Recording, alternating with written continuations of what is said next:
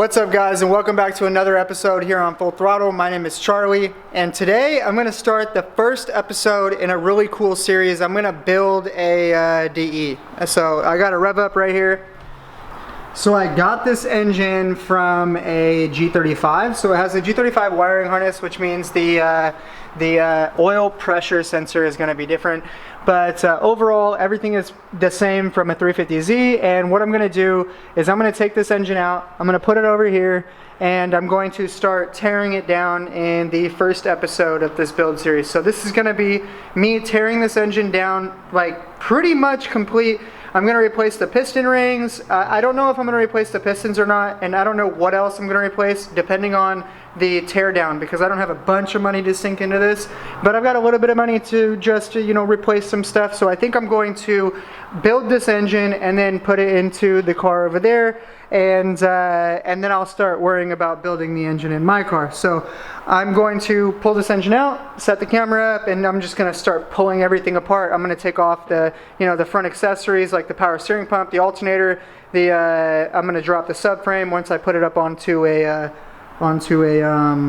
engine stand, and then I'm going to start pulling everything apart and showing you guys the process.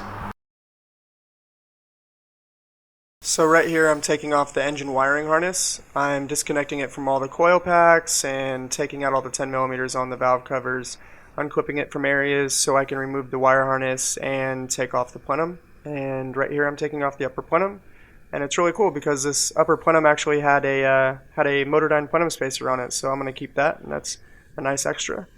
Now I'm taking off the lower plenum and the front coolant hose. The fuel injector harness I left because I didn't take off the NOx sensor yet, which is underneath the intake manifold. The power steering pump, I like to use a crowbar on the bracket like this. Now I'm taking off the coil packs, rear coolant hoses, and the fuel rail and injectors. And the passenger engine mount had a strip top nut, so I didn't take that off yet because I'll wait to take that off until after I take off the exhaust manifolds. And now I'm just getting ready to put the engine up on the engine stand. And these engine stands are pretty cool because they actually match my shop pretty well. I thought that the bottom portion matches the floor pretty well, and the top portion matches my lifts pretty well, so I thought that was pretty cool. And these make the job a lot easier when you put the engine up on it. They're not crazy expensive, but they're pretty nice to have. Now these bolts are not easy at all sometimes. I heated it up, and now I'm trying to break it loose. It's a 19mm. I ended up having to use a crowbar with 2 bolts into the back of the crankshaft so I can break this loose. You can see just how much pressure I'm putting on this with this big breaker bar. You can see how tight they can be on there. Just be careful not to bend all the hardware that you put into the back of the crankshaft, or if you do bend it, make sure you have extras laying around. Now that the bolt is broken loose, I can remove the valve cover to make sure that first cylinders cam lobes are at top dead center. What I'm going to do is I'm going to put the engine at top dead center, and you can tell if the engine is at top dead center by the position of these lobes. So you want this one to be facing pretty much like this, and this one to be facing pretty much like that. So I'm going to put the engine at top dead center. You can also see, I'll show you real quick. So we're at top dead center now. Right there. And you can see these cam lobes are not oriented the right way. So you're going to turn this one full revolution. It's 360 degrees. And you're going to put it back at top dead center. And your engine should be at top dead center. So that's pretty much what it looks like. Looks like we got a little piece of RTV on there. And yeah, so these are what your cam lobes are supposed to look like. And now I can get ready to pull off the front timing cover with all the timing components and start taking everything else apart. So I just wanted to point that out. This is when your engine is at top dead center. Just because your timing marks are at top dead center does not mean that your engine is actually at top dead center. So whenever you put your engine at top dead center to do anything with the timing components, you always want to make sure that these cam lobes are in this direction. Now I'm finally removing the front crankshaft pulley, and I'm actually using a pulley puller so I don't damage anything. You don't want to use a screwdriver on this when you take this off. Alright, so after I showed you guys that, I think my next video is going to be tearing apart the timing and everything and getting this all pulled apart. I'm going to drop the subframe and the exhaust manifolds and everything. So I think this is pretty much it for the first video.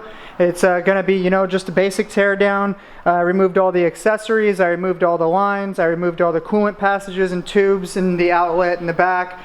And I think the next video is going to be me tearing down the timing covers and getting all this other stuff done. I'm going to be removing the camshafts and everything probably in the next video. I want to get this engine done as soon as possible because I'm bidding on another car. Oh fuck, I'm zoomed in here. I'm bidding on another car on Thursday, I think, and it's a clean title Z, it's a Rev-Up, and it's on an auction, and I'm gonna bid on that car, and hopefully have this engine rebuilt, and then I can sell that car, or I can do whatever I'm gonna do with it. If you guys need any 350Z parts, G35 parts, hit my eBay stores, they're in the description below. If you don't see something on my eBay store, you can always hit me up on Instagram. I do have a bunch of parts that haven't been posted yet, so ever since I had a couple of customer jobs, I actually did a couple of engine swaps. That's why I've been slammed lately. I haven't been doing any videos lately because I've been trying to get these cars done. So hopefully I'll be posting more coming up here in the future. All right, guys, I'll see you guys in the next video. It's going to be a dope engine build video, so I'll see you guys then, and later.